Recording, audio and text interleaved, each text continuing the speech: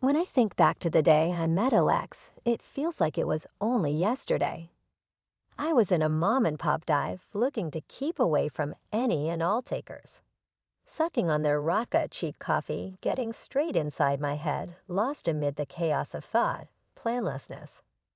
That was when he came in, practically out of a film with no intense lighting or music.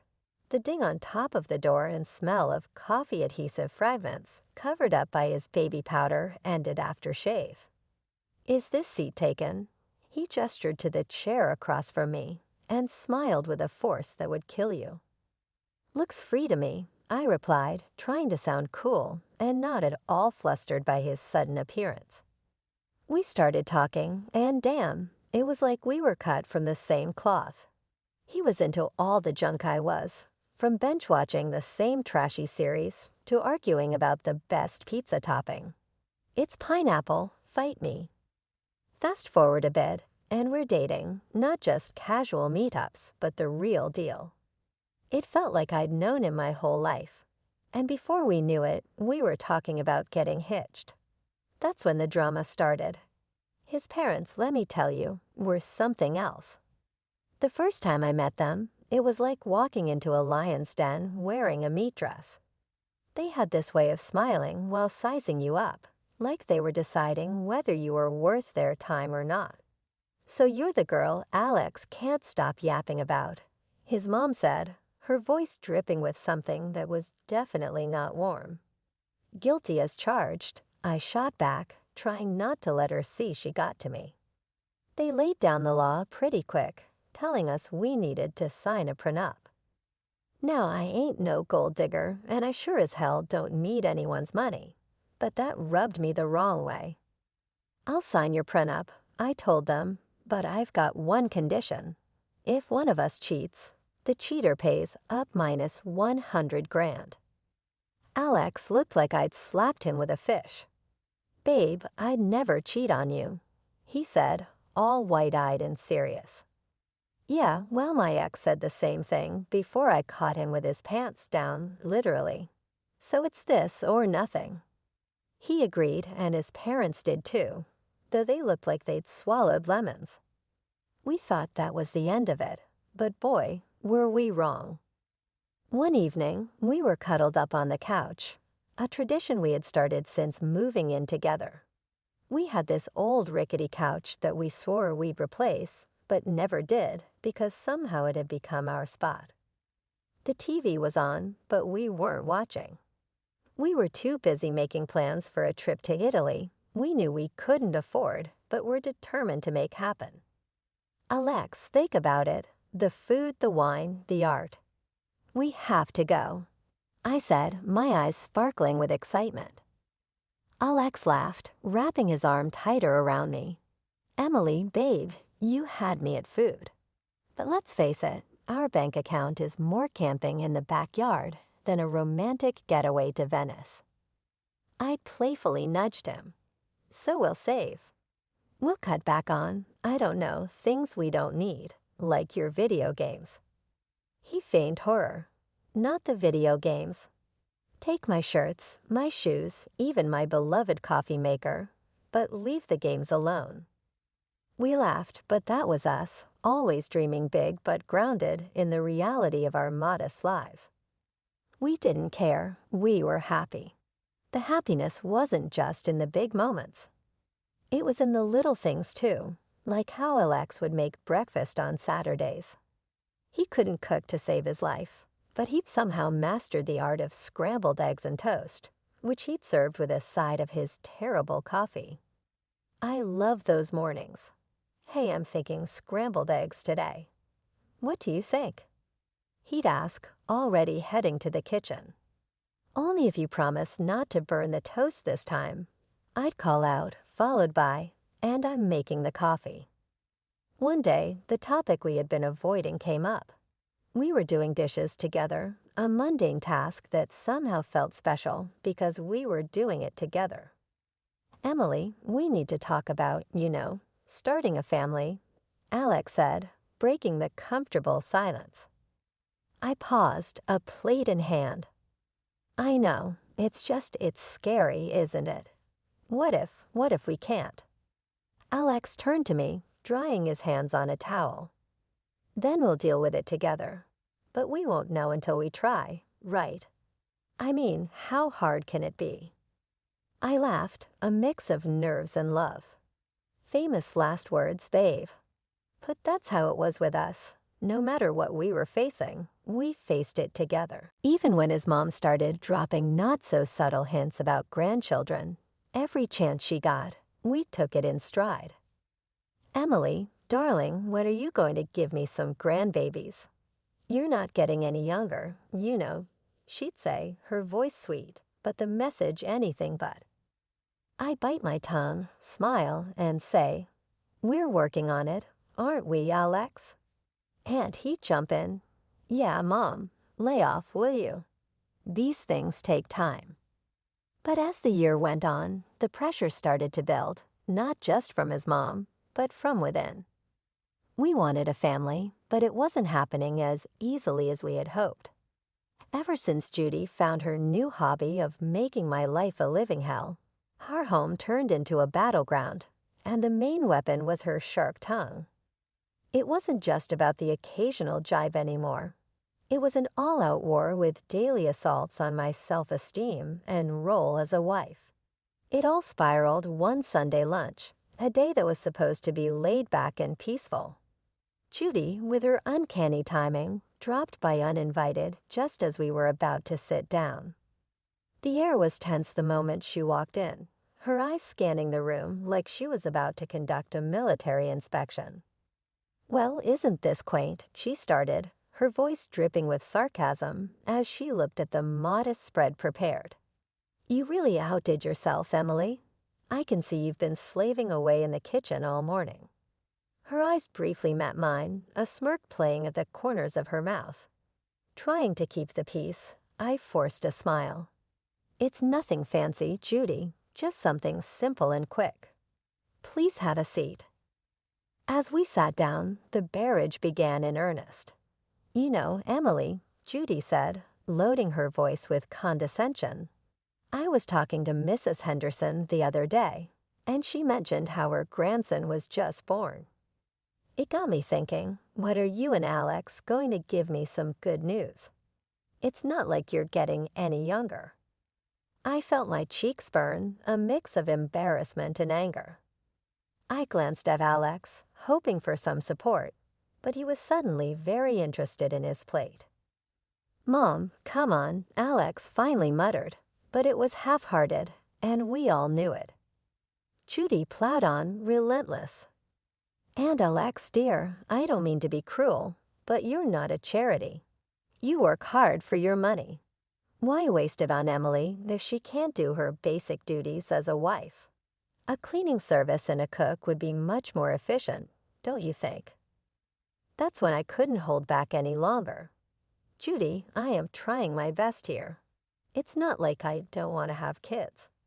And as for the house and my cooking, well, I didn't realize marriage was a service contract. Judy scoffed. Well, it's not a free ride either. You have responsibilities, Emily, which you are clearly not fulfilling. The room was heavy with tension, and I could feel the tears pricking at the back of my eyes. But what hurt the most wasn't Judy's words. It was Alex's silence. He finally spoke up, but it wasn't to defend me. Yeah, Mom has a point. Maybe we should consider getting some help around here. It would make things easier for you, too. Easier for me? His words felt like a betrayal. It was clear I was on my own in this. Over the next few days, Judy's visits became more frequent, and with each visit, her criticism grew sharper. She'd inspect the house, pointing out every speck of dust or pillow out of place. You call this clean? She'd scoff. My eyes must be deceiving me because this looks like a pigsty. Then came the comments about my appearance. Is that what you're wearing? You know, a wife should dress to please her husband. It's no wonder Alex is always so tired. He has to come home to this. I tried to fight back. Judy, I don't dress for Alex. I dress for myself. And he's always so tired because he works hard, not because of what I wear. But it was like talking to a brick wall. Judy had made up her mind about me, and nothing I said or did would change it. Alex's stance, or lack thereof, was the biggest blow. Each night after his mom's departure, we'd argue. "Why won't you stand up for me, Alex? She's walking all over us, and you're just letting her." "Emily, she's old, set in her ways." "What do you want me to do? Kick my own mom out?" "No, but I want you to be my husband, to stand by me, not her." It was clear this was more than just about Judy's disapproval. It was about us, our marriage, and whether we were strong enough to stand together or let Judy's criticisms tear us apart. As the days turned into weeks, I realized this wasn't just a phase. It was a full-blown siege. If we didn't do something soon, there might not be anything left to save. Things between me and Alex had been icy since Judy ramped up her campaign of critique. But it wasn't just the home front that was feeling the strain. Alex himself had started acting weird, not in a "he's just stressed at work" kind of way. It was something else, something that made my stomach twist in knots. It started with the phone calls. Alex had always been pretty open about his phone. We didn't keep secrets from each other, but then he started stepping out of the room every time he got a call. And it was always the same caller ID, John Work. "Who's John Work?" I asked one evening, trying to keep my voice casual. Alex flinched, a telltale sign that he was on edge. "Oh, just a new guy at the office." "Lots of questions, you know," he said. But it didn't stop there.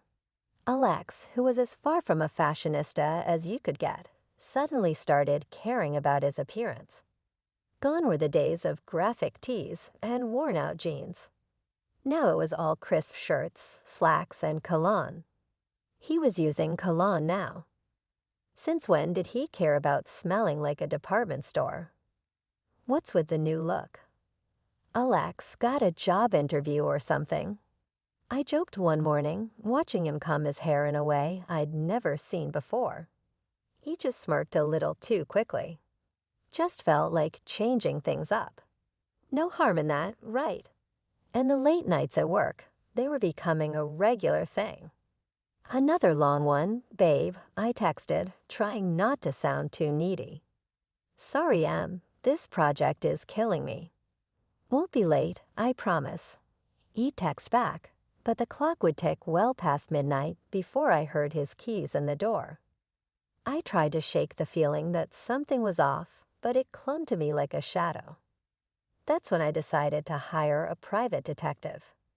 It felt like something out of a bad TV show, but I had to know for sure. The evidence came in a plain brown envelope. The contents were as damning as they were heartbreaking. Photos of Alex with another woman, their intimacy undeniable, captured in frozen moments that shattered our years together. But it was the recording that cut the deepest. Their conversations, filled with endearments and plans, left no room for doubt. They were in love, or at least he was with her. I sat there, the evidence spread out in front of me, a cold realization settling in. This was it.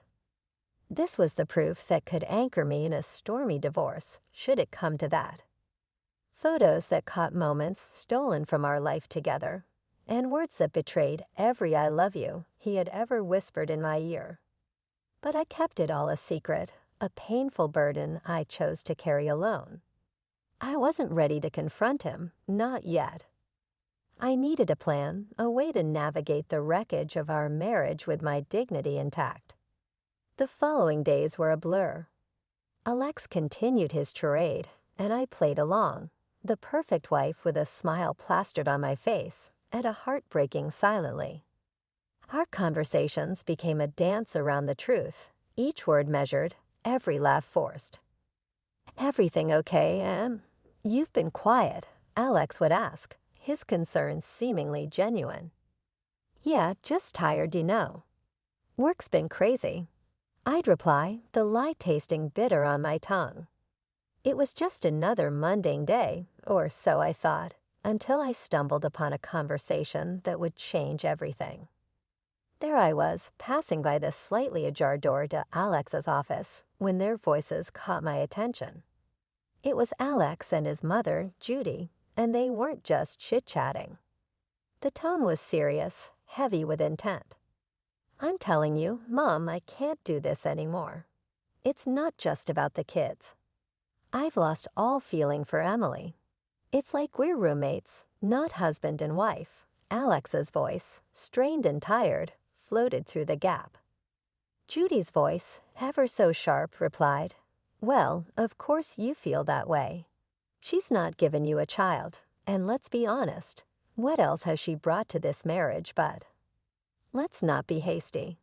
My 70th birthday is coming up, and we wouldn't want to miss out on a generous gift from her now. Would we?" The cynicism in her voice was like a knife twisting in my gut. They were plotting against me, using me until they deemed it convenient to throw me aside. And after we get a nice expensive gift, we can kick her to the curb, right? Alex said, his voice cold and calculating. "Exactly, dear." "Just bide your time a little longer," Judy confirmed, her voice dripping with malice. I stood there, rooted to the spot, a mix of shock and anger boiling inside me. They were planning my exit from this family as casually as one would plan a grocery list. The hurt was deep, but it sparked something else in me, a burning desire for revenge.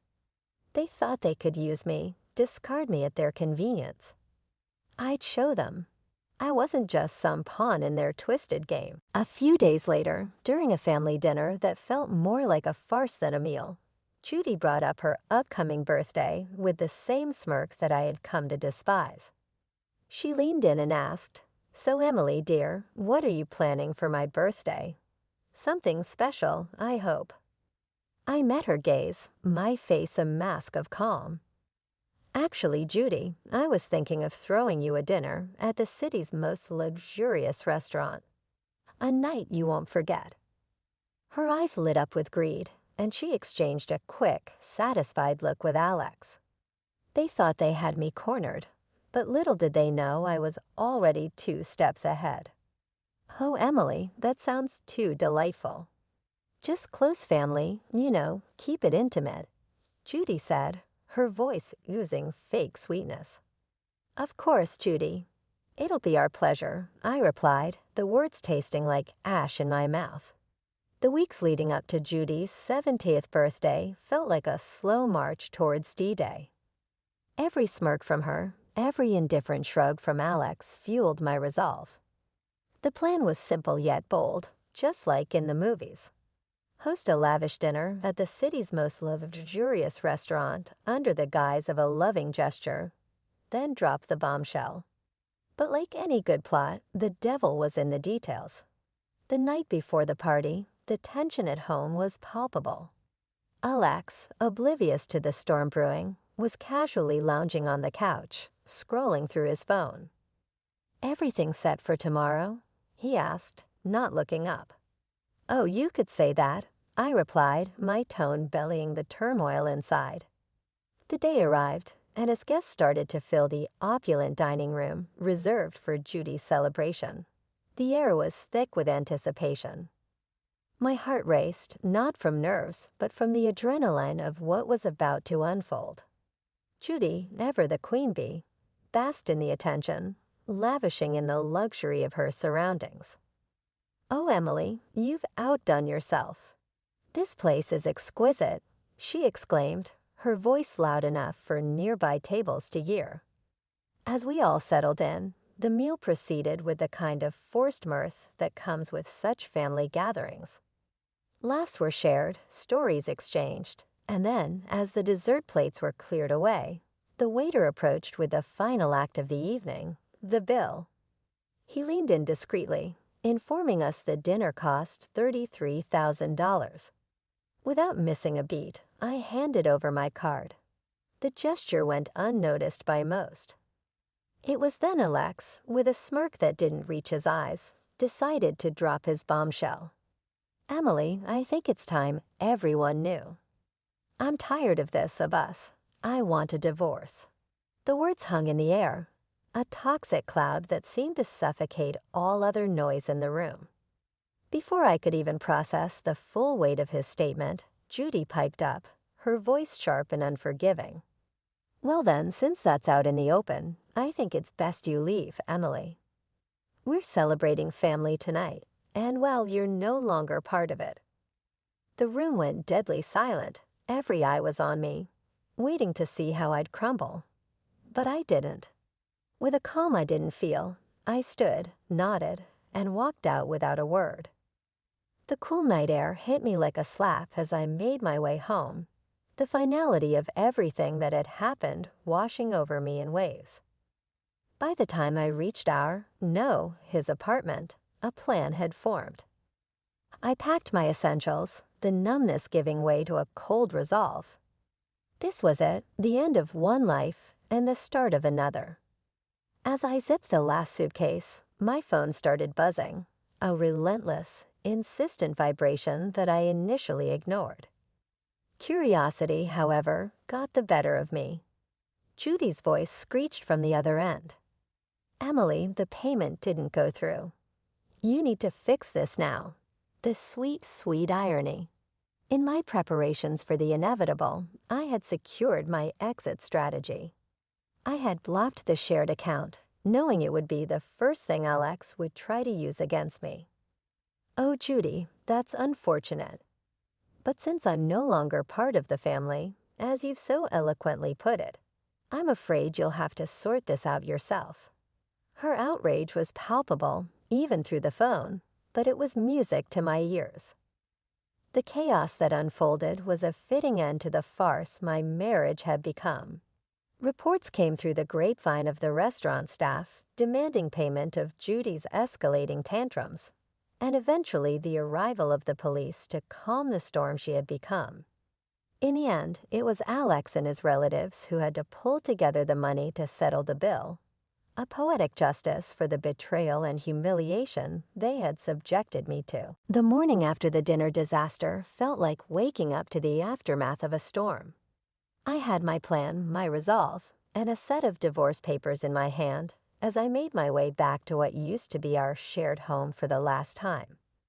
The moment I stepped through the door, the air crackled with tension, thick enough to cut with a knife. Alex and Judy were there, looking like they'd been arguing. The sight of me seemed to unite them in hostility. You've got some nerve showing up here after last night, Alex spat out, his face a mix of anger and disbelief. Judy, ever the viper, was quick to add her poison. Ungrateful wretch.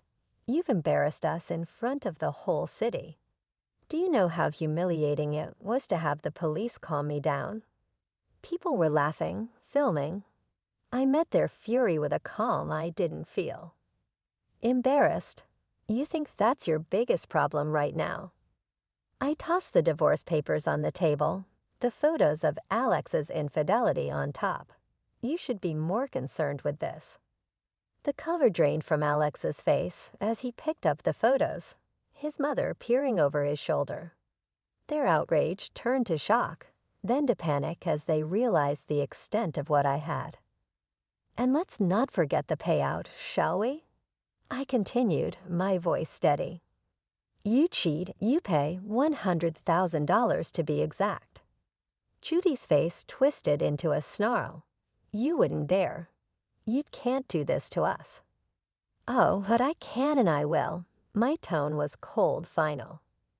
Alex, the reality of the situation finally dawning on him, switched tactics. Please let's talk about this. We can fix it. I couldn't help but laugh, bitter and hard. Fix it? You think you can just undo everything with a few words. No, Alex, it's done. Judy, ever the manipulator, tried a softer approach, her voice dripping with false concern. Emily, darling, think about what you're doing. This will ruin us. That ship has sailed, Judy. You should have thought about that before. The begging turned to pleading, their words a desperate scramble to salvage what they could. But my mind was made up.